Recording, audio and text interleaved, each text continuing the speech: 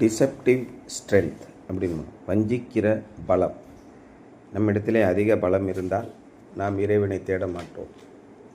நாம் எப்பொழுது பலவீனமாக இருக்கிறோமோ அப்பொழுது போய் இறைவனிடத்திலே கெஞ்சிறது.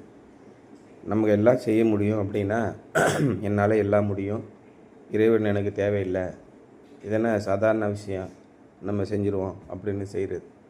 இது செய்கிறதுல இறைவனுக்கு சித்தம் இருக்கிறதா, கடவுளுடைய சொற்படி செய்கிறோமா என்பதை நம்ம யோசிக்கவே மாட்டோம். அதான் பவுல் சொல்கிறார், நான் பலவீனமாக இருக்கிறேன், பலவீனமாக இருக்கிறது எனக்கு நல்லது, நான் பலவீனமாக இருக்கிறதுனாலே கிறிஸ்து எனக்குள் இருக்கிறார் என்று நாங்கள் நினைத்திருக்கிறோம். நாங்கள் பரீட்சைக்கு நில்லாமல் ஓடிப்போகவில்லை, நிறையா சோதனைகள் எங்களுக்கு வருகிறது, எங்களை எல்லாம் ஒடுக்குகிறார்கள். ஏன்? பலவீனமாக இருக்கிறதுனாலே ஒடுக்குகிறார்கள். ஆனாலும் எனக்குள்ளே கிறிஸ்து இயேசு இருக்கிறார் என்று எனக்கு தெரியும்.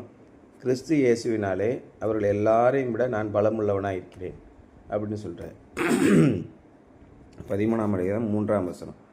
கிறிஸ்து எனக்குள்ளே பேசுகிறார் என்பதற்கு அத்தாட்சி தேடுகிறீர்களே, அவர் உங்களிடமாய் பலவீனர் அல்ல, உங்களிடத்தில் வல்லவராய் இருக்கிறார் அப்படின்னு போட்டிருக்கு. He is not weak in dealing with you but is powerful among you அப்படின்னு போட்டிருக்கு. Let Paul prove he is a true apostle, said his opponents. பவுலுடைய எதிராளிகள்னு நிறைய பேர் அந்த காலத்தில் இருந்தாங்க. அவங்களுக்குள்ளே முறுமுறுப்பு என்னென்னா, இயேசுவோட கூட வாழ்ந்தது நாங்கள், நீ நேற்று வந்தப்போ என்ன பெருசாக இயேசுவை பற்றி பேசிட போகிற அப்படின்னு பேதுருவும் அவரோட கூட இருந்த இயேசு கிறிஸ்துவோடைய சீடர்களும் பவுலுக்கு எதிராகவே பேசிக்கிட்டு இருந்தாங்க. பவுலுக்கு நாளுக்கு நாள் கூட்டம் கூடிக்கிட்டே போகுது.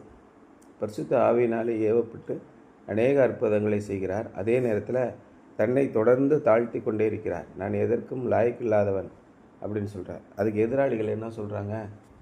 தந்திரமாக நீ ஆளை போய் பேசி பிடிச்சிருக்கியா, நல்லா பேசுகிறியா, பேசுறதுக்கு உனக்கு திறமை இருக்கிறதுனால பிடிக்கிறேன்னு 12ஆம் அதிகாரத்தில் போட்டிருக்கு பாரு. தந்திரமாய் 16ஆம் வசனம் பாருங்கள். அப்படி ஆகட்டும், நான் உங்களுக்கு பாரமாக இருக்கவில்லை, ஆனாலும் உபாயம் உள்ளவனாக இருந்து தந்திரத்தினாலே உங்களை பிடித்தேனாம்.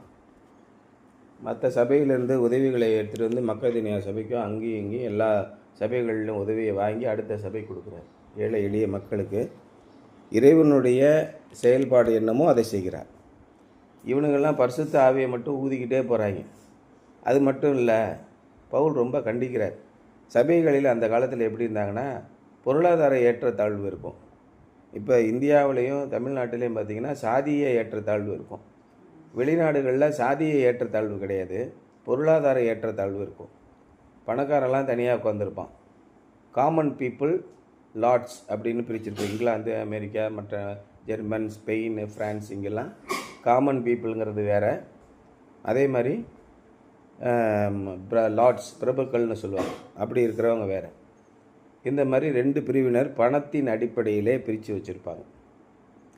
இவன் அவனை ரொம்ப கீழ் ஜாதியாக நினைப்பான். ஆனால் அவங்க நாட்டில் என்ன ஒரு நல்ல ஒரு வசதினா, ஏழ்மையில் இருக்கிறவன் காமன் பீப்புள் உழைத்து சம்பாதித்து பிரபுக்களை ஆயிட முடியும். ஆனால் இந்தியாவில் சாதிய கோட்பாட்டின்படி வர்ணாசிரம தர்மம்னு சொல்கிறாங்க. பிறப்பின் அடிப்படையிலே சாதிய ஒடுக்குமுறை. அவை கீழ் ஜாதியை சேர்ந்தவன் எந்த காலத்திலும் எவ்வளவு படித்தாலும் மேல் ஜாதியாக ஆக முடியாது. அந்த மாதிரி பிறப்பின் அடிப்படையிலே பிரித்து வைத்திருக்கிறார். இப்படி இருக்கும்போது சபையில் என்ன பண்ணுறான், வசதியானவெல்லாம் தனியாக உட்காந்து பிரியாணி சாப்பிட்டுட்டு இருக்கான். ஏழைகள்லாம் பசியோடு அங்கே உட்கார்ந்துருக்கிறார்கள். இதையெல்லாம் பார்க்கும்போது பேதுருவோ அவரோட இந்த சீடர்களோ அதெல்லாம் ஒன்றும் கண்ணும் காணாமல் போயிட்டு ஆவியின் ஏவுதல், பரிசுத்த ஆவியின் வரம், இதெல்லாம் பேசிகிட்டு இருக்காங்க. பவுல் என்ன சொல்கிறாரு? என்ன சகோதரரே, என்ன பண்ணிகிட்ருக்கீங்க? ஒருத்தன் பசியாக உட்காந்துருக்கான், நீங்கள் புசித்து குடித்து தின்னுக்கிட்டு இருக்க, இது என்ன களியாட்டு கூடமா சர்ச்சுங்கிறது? ஒருத்தருடைய குறைவை நீங்கள் பார்க்காமல் இருக்கிறது என்ன அப்படின்னு சொல்லி சபையிலே சமத்துவத்தை ஏற்படுத்தினார்.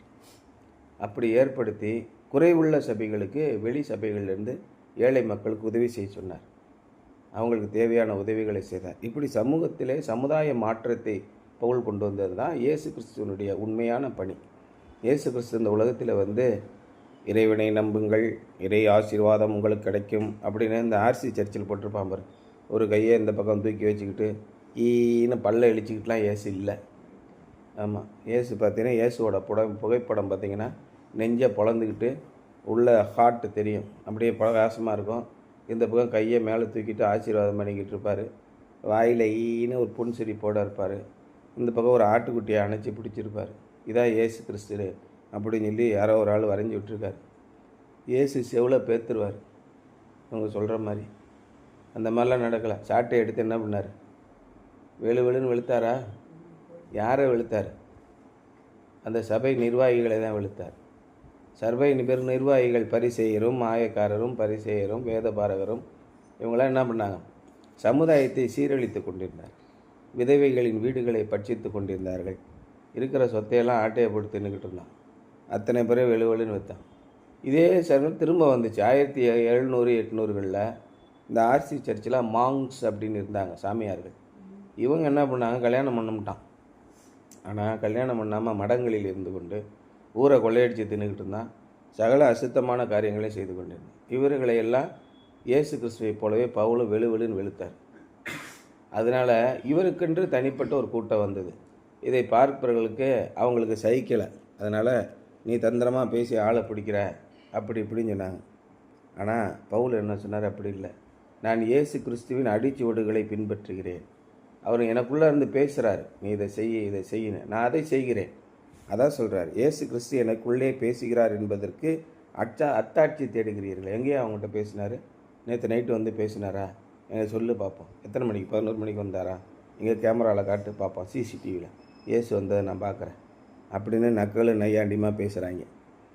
Let Paul prove he is a true apostle அப்படின்னு கேட்குறாங்க. said his opponents. Paul's reply was, like Jesus Christ, I am strong when it appears I am weak. இயேசு கிறிஸ்துவை போலவே நான் பலவீனமாக இருக்கும்போதே பலமுள்ளவனாய் நான் காணப்படுகிறேன். இயேசு கிறிஸ்துவை ஒன்றும் பண்ண முடியாது அப்படின்னு சொல்லிட்டு அவர் மேல் கையை போட்டு இழுத்துட்டு வந்து அடின்னு அடித்து, பார்த்தியா என்னமோ பெருசாக அற்புதங்களையும் அடையாளங்களையும் செய்தா சொன்னால் பிடிச்சிட்டோம்ல, அடிச்சு தூக்கி தொங்க விட்டோமா இல்லையா அப்படின்னு சொல்லி பேசுவாங்கல்ல. சிலுவையில் தொங்க விட்டான். என்னாச்சு அதுக்கப்புறம்?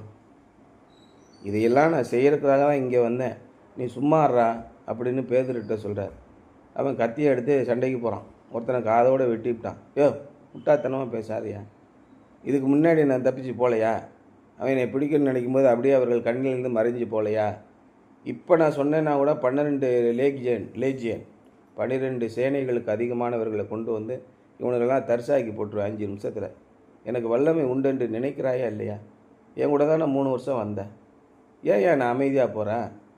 என் கூட இருந்தே உனக்கு நம்பிக்கை இல்லையா? என்ன நீ பட்டையை எடுத்து கத்தியத்துக்கு உள்ள போடியா அப்படின்னாரு. இதையெல்லாம் நான் செய்கிறதுக்காக தான் ஏன் இங்கே வந்திருக்கேன். இப்பொழுது நான் அமைதி காக்க வேண்டும், பாடுபட வேண்டும். அவர் பலவீனமாக காட்டும்போது அவருக்குள்ளே சர்வ வல்லமையும் இருந்தது இல்லையா? அவர் சர்வ வல்லமையுள்ள தேவனுடைய பிள்ளையாக இருந்தார். அவர் அமைதியாக போகும்போதே அவருக்குள்ள அத்தனை வல்லமையும் இருந்தது. சிலுவையில் அவரை தொங்கப்பட்டும் போது அவர் காலை ஒடிக்கிறக்காக வராங்க 2 மணி நேரம் கழிச்சு. அப்போ என்னாச்சு? அவர் ஏற்கனவே செத்துட்டார். என்னது அதுக்குள்ளே ஆவி போயிட்டார்? வாய்ப்பே இல்லையா? அப்போ ஆவி போனவுடனே என்னாச்சு? பூமி அதிர்ச்சிகள் ஏற்பட்டன. அநேக கல்லறைகள் திறந்தன. இறைவனுக்கு பயந்து தங்களுடைய வாழ்க்கையை நடத்தினவர்கள் உயிரோடே வெளியே வந்தார்கள். எல்லா அசுத்தரும் வரல. அவர்கள் அநேகருக்கு காணப்பட்டாங்க. வீட்டுக்கெல்லாம் வந்துட்டாங்க 500-600 பேர்.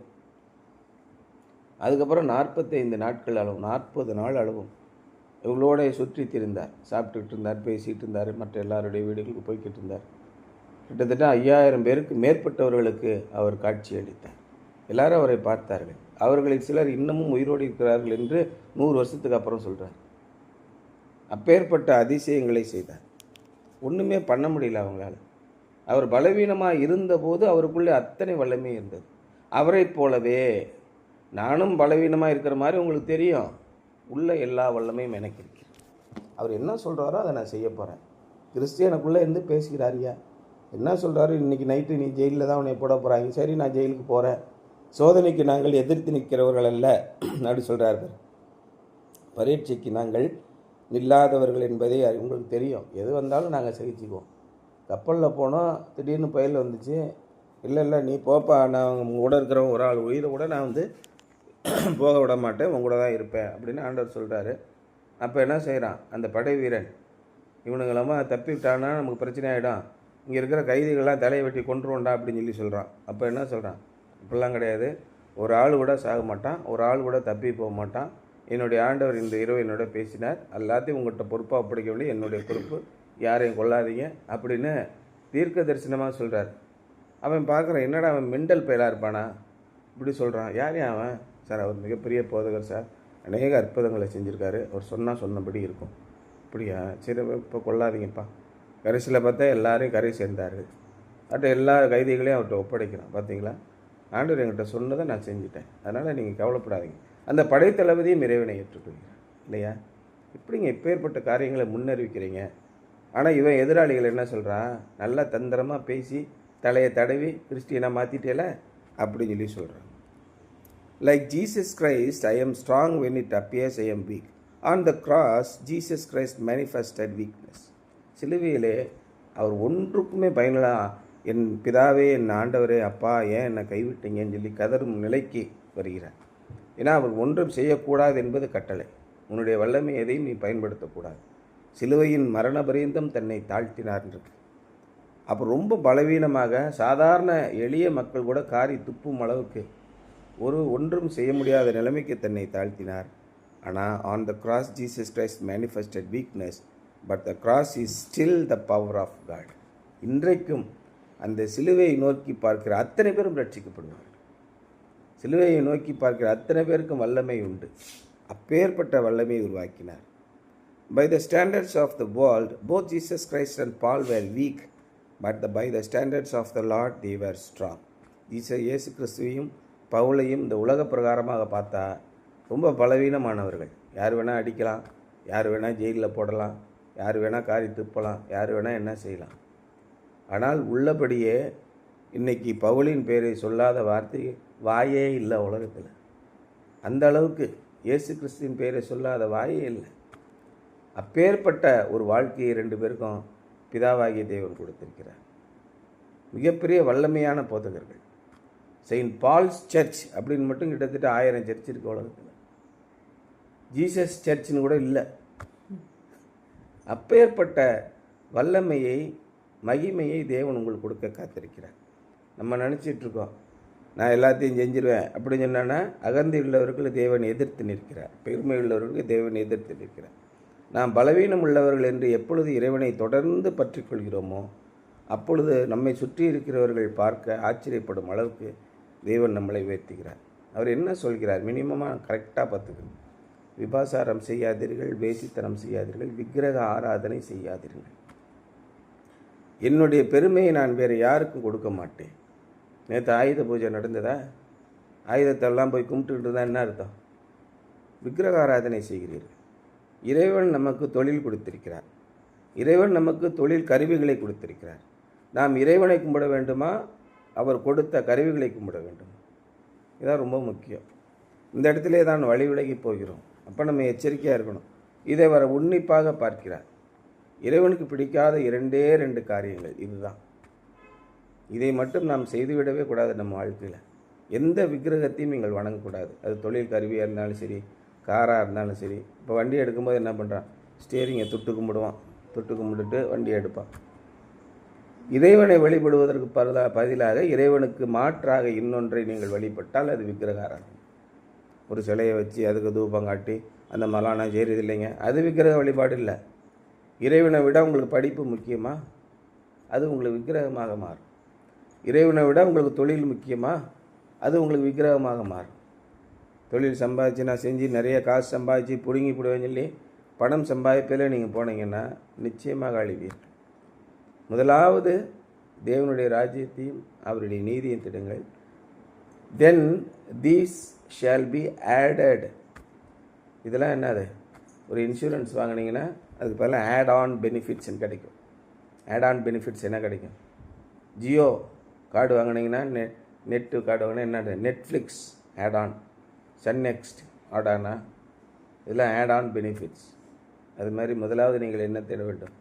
தேவனுடைய ராஜ்யத்தை தேட வேண்டும். அப்பொழுது சகல மகிமையும், சகல கணமும், சகல பண வசதிகளும், ஐஸ்வர்யமும், கணமும், நிலையான பொருளும், நீதியும் அவரிடத்திலே உண்டு. இயேசு கிறிஸ்துவை பின்பற்றுகிறவர்களுக்கு 2 சட்டை கொடுப்போம், அதை வச்சு 2 வருஷம் ஓட்டுங்கடா அப்படின்னு நான் சொல்கிறாரு. ஐஸ்வர்யமும் கனமும் நிலையான பொருளும் நீதியும் உங்களுக்கு உண்டு இயேசு சொல்கிறார். அப்போ இவரை நாம் பின்பற்றினால் என்ன? ஆனால் பின்பற்ற விடாதபடி உங்களுடைய எதிரியாகிய சத்துரு என்ன இருக்கிறான்? கர்ச்சிக்கிற சிங்கம் போல எவனை விழுங்கலாம் என்று காத்திருக்கிறார்.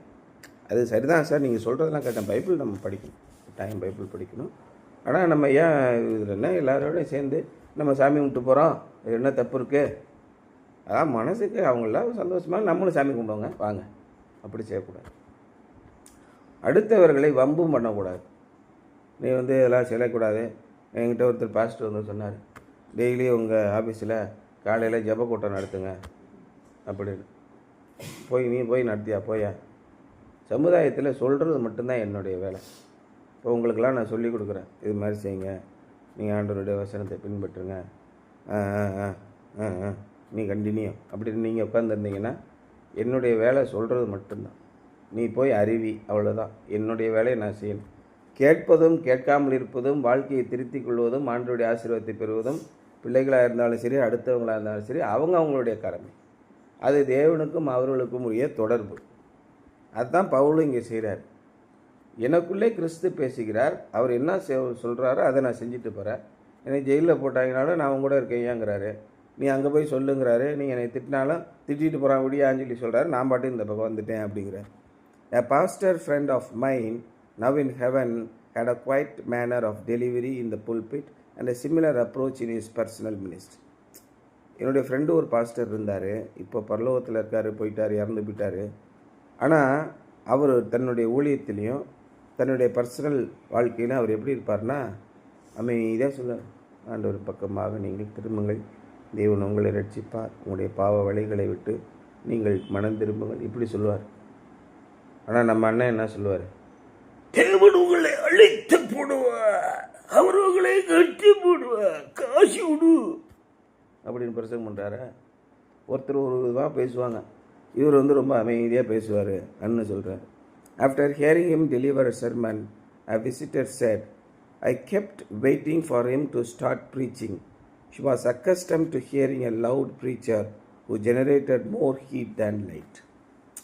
அப்போ அங்கே மீட்டிங் ஒருத்தங்க ஒரு அம்மா சொல்லுது, நான் எப்போ தான் ஜெபம் பண்ண ப்ரேயர் எப்போ தான் போதகம் பண்ண ஆரம்பிக்கிறான்னு பார்த்துக்கிட்டே இருக்கேங்க. அவர் முணுன்னு பேசிகிட்டு இருக்கார். பரிசேயருக்கு எழுதின நிருபம் குழந்தையர் 2ஆம் அதிகாரத்தை இருங்கள், அங்கே ஆண்டவர் என்ன சொல்லிக்கிட்டு இருக்கிறார், ஆண்டவர் உங்களுக்கு ஒடுக்கிற இருக்கிறார், நீங்கள் பாவம் செய்யாதிருங்கள், இப்படியே சொல்லிக்கிட்டு இருக்காருங்க. எப்போ தாங்க பிரசங்கம் பண்ண ஆரம்பிப்பார் அப்படின்னு அந்த அம்மா கேட்குது.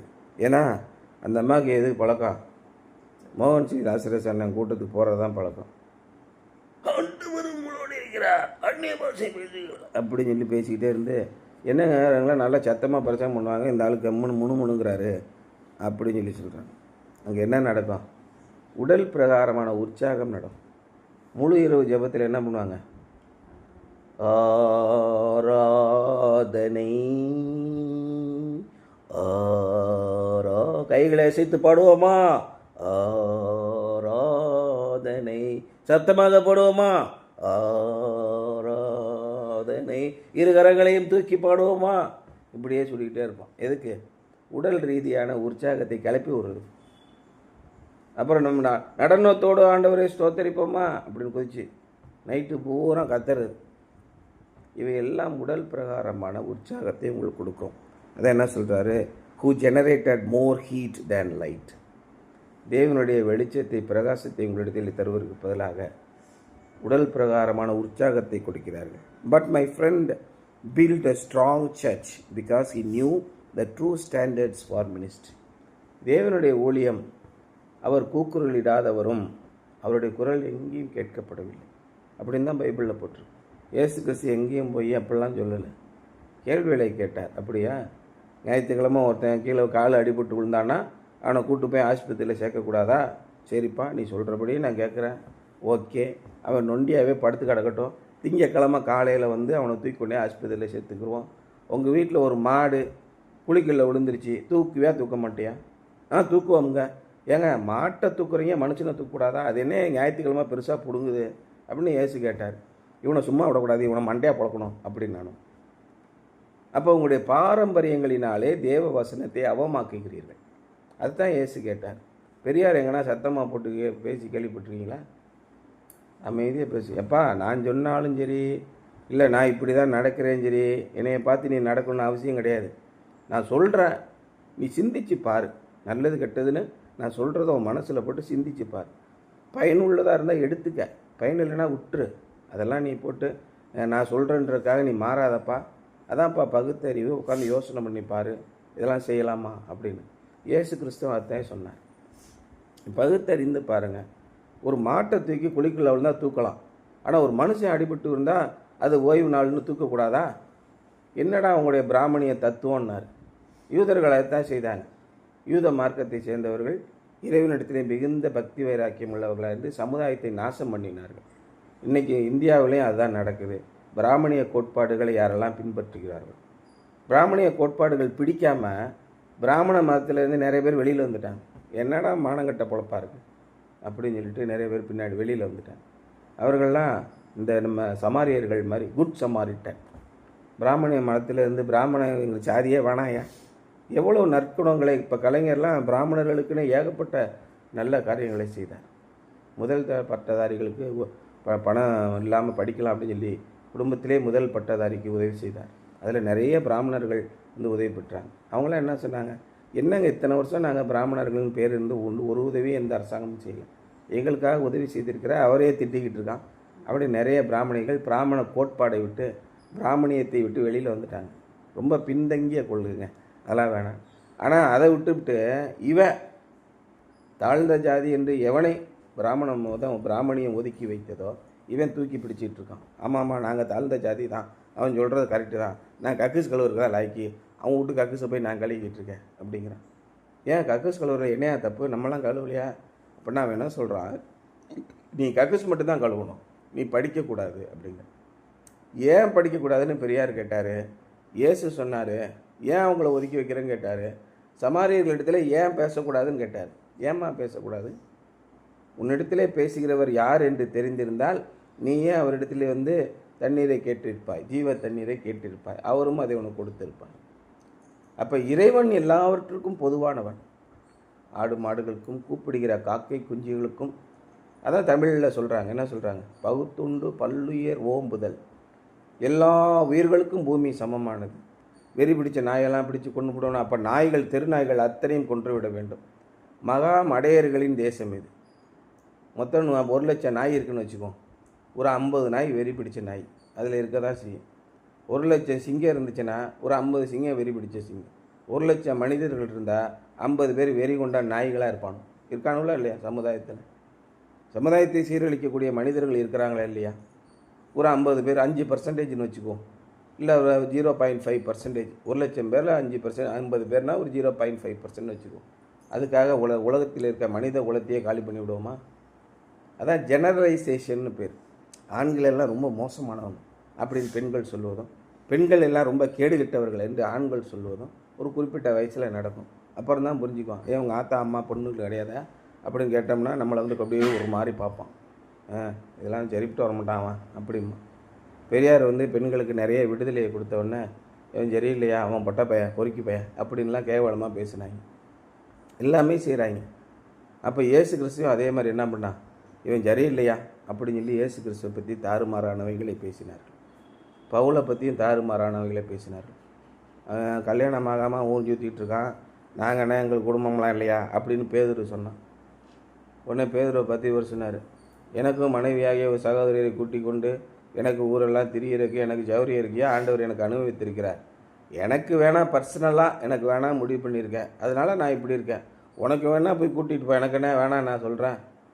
அதே மாதிரி நீங்கள் சபையில் இருக்கவங்க என்னையை பார்த்து கல்யாணம் பண்ணாமல் இருக்கிறதுனா கல்யாணம் பண்ணாமல் இருந்துக்க, கல்யாணம் பண்ணனா பண்ணிக்க, என்னையை பார்த்து நான் கல்யாணம் பண்ணாமல் இருக்கேன்னு சொல்லாத. பெரியார் மாதிரியே சொன்னார். ஏன்னா அவரை ஆண்டு கொண்ட இயேசு கிறிஸ்து அப்பேற்பட்ட கோட்பாடுகளை உடையவர். இதை தான் அவர் சொல்கிறாரு. கடைசியில் இந்த அமைதியாக பேசின அந்த போதகர் மிகப்பெரிய சபையை உண்டாக்கி இருந்தார். Because he knew the true standards for ministry. He knew how to be weak in Christ and also how to be strong. நம்ம வாழ்னு கத்துறதுனால உனக்கு பணம் வேணால் கிடைக்கலாம், ஆனால் அநேக ஆத்துமாக்களை நீ நரகத்துக்கு அழைத்து போய் கொண்டிருக்கிறாய். மோகன்சி லாசரஸை நம்பி கெட்டுப்போன பேரும் ஏகப்பட்ட பேர் இருக்கான். ஜீசஸ் கால்ஸை நம்பி பணம் அனுப்பி கெட்டுப்போன பேர் ஏகப்பட்ட பேர் இருக்கான். எங்கள் அக்காலாம் மாதம் மாதம் 500 அனுப்புவான். ஏன்னா ஒரு சோதனைகள் வர்றதுக்கு முன்னாடியே 500 ஜீசஸ் கால்ஸ்க்கு அனுப்பிட்டோம்னா சோதனைகள் எல்லாம் ஓடி போய்விடும். நான் துன்மார்க்கமாக எப்படி வேணால் வாழ்வேன். இதுதான் எங்கள் அக்காவுடைய கோட்பாடு. அங்கேருந்து 4 மாவடிக்கு வந்து 4 நாள் தங்கியிருந்து ஒரு 40,000 பணத்தை போட்டு போயிட்டா இனிமேல் வரக்கூடிய துன்பங்கள்லாம் வராது. அப்போ இயேசு கிறிஸ்து செத்தது என்னத்துக்கு? புண்ணாக்கு விற்கிறதுக்கா? 4 மாவடிக்காரனே எல்லாம் பண்ணிட்டானா நம்ம எதுக்கு? என்னாலே ஒருவனை மனம் திரும்ப செய்ய முடிந்தால், என்னாலே ஒருவனை ரட்சிக்கப்பட செய்ய முடிந்தால், அப்புறம் இயேசு கிறிஸ்து எதற்காக சிலுவையில் தொங்குனார்? நம்ம வந்து சத்தியத்தை சொல்வது மட்டும்தான். நான் வெறும் பலவீனமான பாண்டம் என்று எப்பொழுது நாம் இயேசு கிறிஸ்துவை வெளிப்பட செய்கிறோமோ அப்பொழுது நாம் பலமுள்ளவர்களாக இருப்போம் என்பதுதான் இன்றைய சிந்தனை. How do we measure the ministry today? இன்றைக்கி நடக்கும் ஊழியங்களை நாம் எப்படி அளப்பது? எந்த ஊழியம் சிறந்தது, எந்த ஊழியம் உண்மையான ஊழியம், எந்த ஊழியம் ஃப்ராட் ஊழியம்னு எப்படி கண்டுபிடிக்கிறது? இது உங்கள் பிள்ளைகளாக நம்ம வளரும்போது, இந்த உலகத்தில் இருக்கும்போது ரொம்ப முக்கியம். வஞ்சிக்கப்படாதிருங்கள், மோசம் போகாதிருங்கள் அப்படின்னு சொல்கிறாரா? ஏன்? மோசப்படுத்துகிறவர்கள் அதிகம், ஏமாற்றுகிறவர்கள் அதிகம். அதே இன்றைக்கி தலைப்பே என்ன போட்டிருக்கு? Deceptive strength. ஆண்டவர் உங்களோடு கூட இருக்கிறார். நீங்கள் எதை வேண்டுமானாலும் செய்யலாம். உங்கள் பின்னாடி ஆண்டவர் வந்து கொண்டே இருக்கிறார். நீங்கள் முன்னாடியே போங்க. ஆண்டவர் எல்லாவற்றையும் உங்களுக்காக செய்வார். நீங்கள் சும்மா இருப்பீர்கள், ஆண்டவர் உங்களுக்காக எல்லாவற்றையும் செய்து விடுவார். நீங்கள் படுத்து பேசாமல் தூங்கி கொண்டிருப்பீர்கள், ஆண்டவர் எல்லாத்தையும் செய்து கொண்டிருப்பார். ஆண்டவர் என்ன ஜீனியா? நீ சொன்னவொடனே எல்லாத்தையும் போய் பூதம் மாதிரி செய்கிறதுக்கு? இப்படி தான் நிறைய பேர் போதிக்கிறான். உங்களுடைய பாவங்களை விட்டு திரும்பி இறைவன் முன்பாக உங்களை தாழ்த்தும் போது, இறைவனுடைய பாதங்களை மன்றாடும் போது ஆண்டவர் உங்களுடைய ஜெபத்தை கேட்பார். இதான் உண்மை. நான் எல்லா விதமான அசுத்தமான வாழ்க்கையிலும் வாழ்ந்து கொண்டு இறைவனிடத்திலே ஜெபம் பண்ணாமல் இருந்து கொண்டு ஆண்டவர் எதற்காக எனக்கு ஒன்று செய்வார்னு நினையாதிருப்பானாக. அவிசுவாசம் உள்ளவன் தான் தேவனிடத்திலிருந்து எதையேனும் பெற்றுக்கொள்ளலாம் என்று நினையாதிருப்பானாக. யாக்கோபு சொல்லியிருக்காரா? இது ரொம்ப முக்கியம். இதை எவனும் சொல்ல மாட்டான். நீ காணிக்க மட்டும் அனுப்புங்க பிரதர், மற்றதெல்லாம் நான் இயேசு கிறிஸ்துட்ட போய் சொல்லிக்கிறேன். அவர் இங்கே ரெஸ்ட் எடுத்துகிட்டு இருக்காரு, நீங்கள் ஒரு 5,000 எங்களுக்கு தள்ளி விடுங்க, அப்புறமா நான் ஆண்டவர்கிட்ட பேசி உங்களுக்கு ஒரு ரெக்கமெண்டேஷன் பண்ணி விடுறேன் அப்படிங்கிறாங்க இல்லையா? அப்போ என்னாச்சு? How do we measure the ministry today? By powerful oratory or biblical content. ரொம்ப திறமையாக பேசுகிறாரா? போன வாரம் யூத் மீட்டிங் வந்தார்ல, ரொம்ப திறமையான பேச்சாளர்கள், அவங்க வந்து ஆரேட்டர்ஸ்னு பேர். அந்த காலத்தில் இங்கிலாந்துலலாம் ஆரேட்டர்ஸ் இருப்பாங்க. காஃபி ஹவுசஸ்ன்னு இருந்தது, அங்கே ஆரேட்டர்ஸ் வந்து பேசுவாங்க. அவங்க பேசுகிறது அப்படியே மயங்கிடுவாங்க. அது கலாச்சாரம் இன்றைக்கும் இருக்குது. அந்த ஆரேட்டர்ஸோட கலாச்சாரம் இன்றைக்கும் இருக்குது. இன்றைக்கி எங்களுக்கு மீட்டிங்லாம் நடந்துச்சுன்னா சிறப்பு பேச்சாளர் ஒருத்தர் வருவார். அவர் தான் ஆரேட்டர். அவர் பலவிதமான காரியங்களையும் ரொம்ப பிரபலமாக பேசுவார். பேச்சு திறமை உள்ளவர்கள். அப்படியே நமக்கு வந்து மோட்டிவேஷனல் ஸ்பீக்கர்ஸ், அவங்க தான் ஆரேட்டர்ஸ். அப்படி இன்றைக்கி கிறிஸ்துவை பற்றி ரொம்ப திறமையாக பேசுகிறவனுக்கு 50,000 காசு, ஒரு நாள் 2 மணி நேரம் பேசினா. போதகர்களெல்லாம் வாடகைக்கு வாங்குறாங்க. தங்கள் மனதிற்கேற்ற போதகர்களை வைத்து கொண்டார்கள்னு இதுதான் சொல்கிறேன். பைபிள் வசனம் எடுத்தாருன்னு வச்சுக்கோங்க, ஆதியாமத்திலேருந்து வெளிப்படுத்தின விசேஷம் வரைக்கும் அப்படியே மனப்படமாக படக்குன்னு பிடுங்கிடுவாருங்க. அதை நம்பி நீங்கள் ஏமாற போகிறீங்களா? அதுக்கு பின்னாடி போகிறாங்க நிறைய பேர். எப்படியெல்லாம் ஆண்டவருடைய வசனத்தை உடனே சொல்கிறானோ அவனை கடவுளுக்குள்ள பிள்ளைன்னு நினைக்கிறாங்க. By powerful oratory or biblical content, by Christian character or what the press releases say. அல்லது கிறிஸ்துவுக்குரிய வாழ்க்கையை அவர்கள் எப்படி வாழ்ந்து கொண்டிருக்கிறார்கள், மற்றவர்களிடத்திலே அவர்கள் எப்படி நற்சாட்சி பெற்றிருக்கிறார்கள் என்பதை வைத்து நீங்கள் அளக்கிறீர்களா? Too many times we Christians follow the world standards when we evaluate ministries.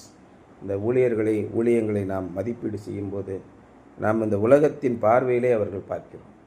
எத்தனை பேர் போயிருக்கான் 4 மாவடிக்கு? ஒரு 10,000 பேர் போவாங்க. அப்போனா அவன் கண்டிப்பாக நல்ல ஊழியக்காரனாக தான் இருக்கணும். நம்மளும் அங்கே போயிட்டு வந்துடுவோம். ஜீசஸ் கால்ஸ்க்கு எத்தனை பேர் போகிறான்? ஜெபகோபுரம் மட்டும் 40 இருக்குங்க. மொத்தம் 4 லட்சம் கோடிக்கு சொத்து இருக்குங்க. அப்போனா ஏசு அவரை ஆசீர்வதிச்சிருக்காரு. நம்மளும் போனால் நமக்கு ஒரு 50,000 கோடியாக தரமாட்டார். வாங்கி அங்கிட்டு போவோம். இப்படி உலகத்தின் பார்வையில் நீங்கள் பார்த்து போனீங்கன்னா பரலோக ராஜ்யத்தில் உங்களுக்கு இடம் கிடையாது. அதாங்க போட்டிருக்கு. Instead we need to pay attention to God's standards.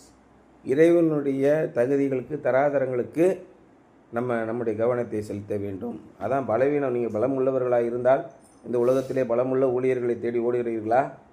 அதான் கேட்குறாரு இன்னைக்கு. Something to ponder. What if any of your own strengths are interpreted by others a weaknesses, why might this be so? நம்ம லஞ்சம் கொடுக்க மாட்டோம் அப்படின்னா லஞ்சம் கொடுக்காமல் தொழில் அழிச்சிக்க போறியா அப்படின்னு கேட்குறாங்க. அதை விட பெரிய ஆள் என்கிட்ட இருக்காரியா? உலகத்தில் இருப்பவனிலும் உங்களில் இருப்பவர் பெரியவர், கர்த்தர் பெரியவர், வல்லவர், நல்லவர் என்றுமே.